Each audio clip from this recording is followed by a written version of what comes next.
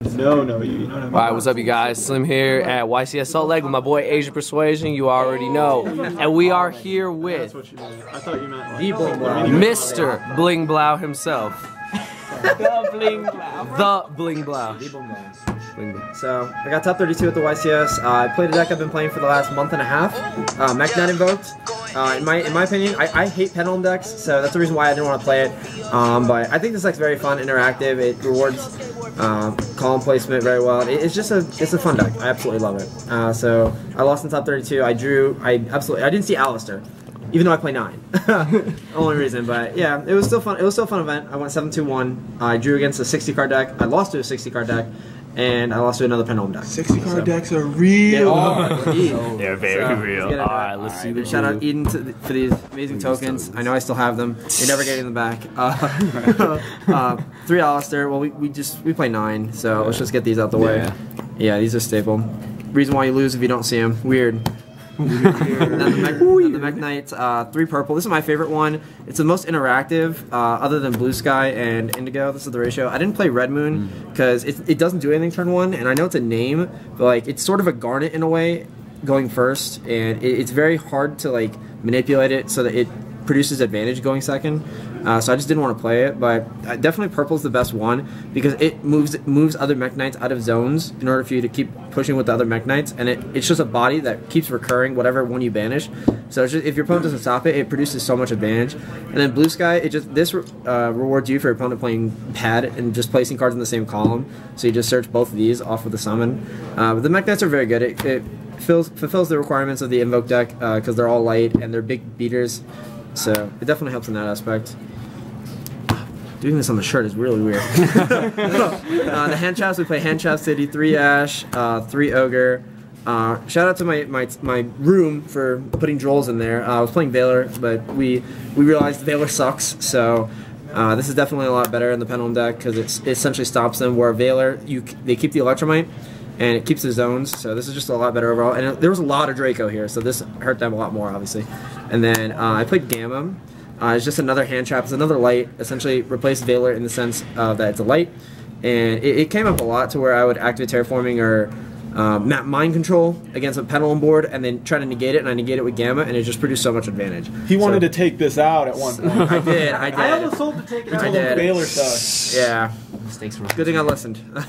And then 2 Invocation. I don't want to play 3 because seeing this without Alistair, for the sheer fact of it just being unplayable, it happened in top 32. I drew this without Alistair, so it sucked. But like going forward, I could see 3 if I upped the deck count a little bit because I played 41. I could play 42 and put a 3rd in. But like desiring away 1 or 2 of them just absolutely just sucks. So I might go play 3, but 2 is absolutely needed at least. Then the Bling BLAU. We're always resolving Scapegoat. This card's insane. God. Yeah, 3 Scapegoat tokens are insane, but no, Scapegoat's just a blowout. Like, if they tell you to go first and you open this, you theoretically should be fine with this in a hand trap. It's just in case for you going first, and it's also good going second. I mean, it's just defense at worst, and like if Scapegoat tokens resolve, you summon Saryuja and just absolutely start going off. Then 3 Mind Control. This card is insane, except when you see all 3 of them in your top cut match. It didn't do anything.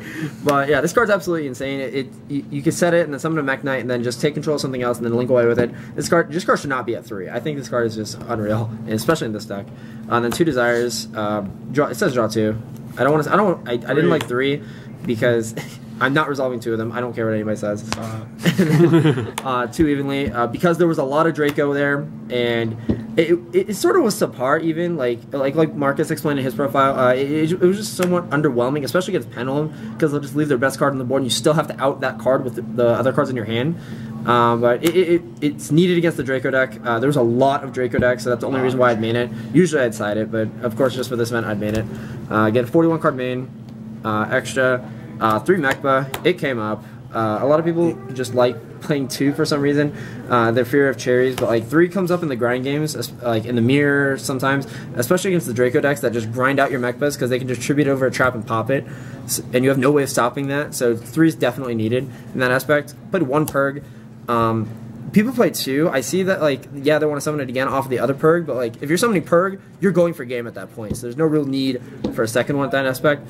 I played the Raijin because of the wind, the Drolls. It didn't come up. I came up once, but, like, I'd probably not play it again. It's just there just in case. Elysium came up against Draco, and it's just good because it's a board wipe, literally, for your opponent during the player's turn. But this is against Draco. If their Masterpiece is unaffected by spells and they already used the effect, it just beats over it.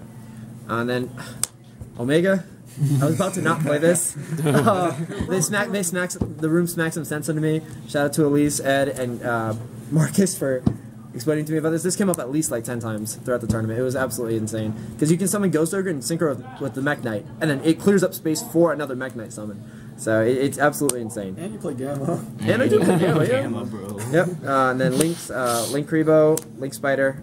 For the Link one, if you resolve Scapegoat and have a normal summon, 1 token plus these 2 and another monster equals Sarija, which is insane. Underclock, you use it to just combo off with Purgatrio, and also it's just good with Mekba because it reduces something by 25. That's big. That's a lot of damage. And then Proxy came up once. It's okay. You still need it though. There's no other like real good legs. I actually have not summoned this card, but it is needed against Floodgates.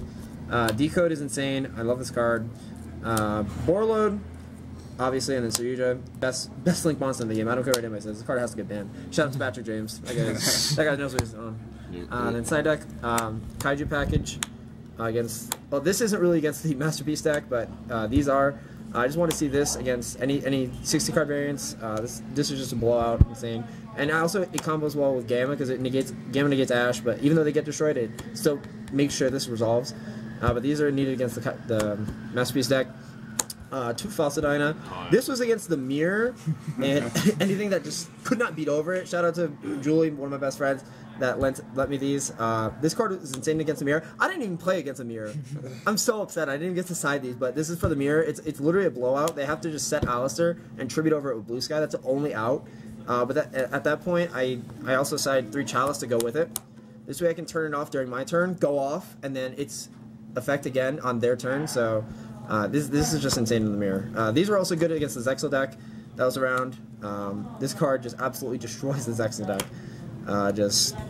It negates Zexal. It's one of the only cards that can do it, other than Gamma. And it's wanted to have outs for the Zexal deck because it was popular to win the Costa Rica YCS. 3 Cosmic against the Draco decks, and if I'm going first against Pendulum, same with these. This for the Mirror.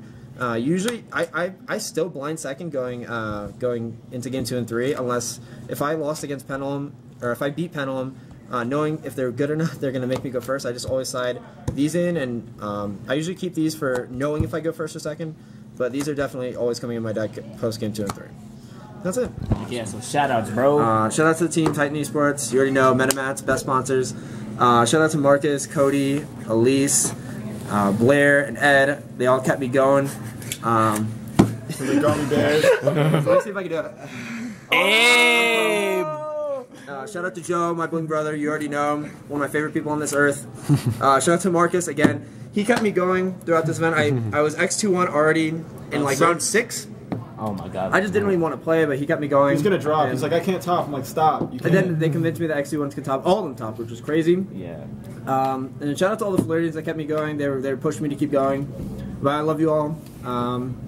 Yeah, that's it. All right, man. Congratulations, and thank you for the deck profile.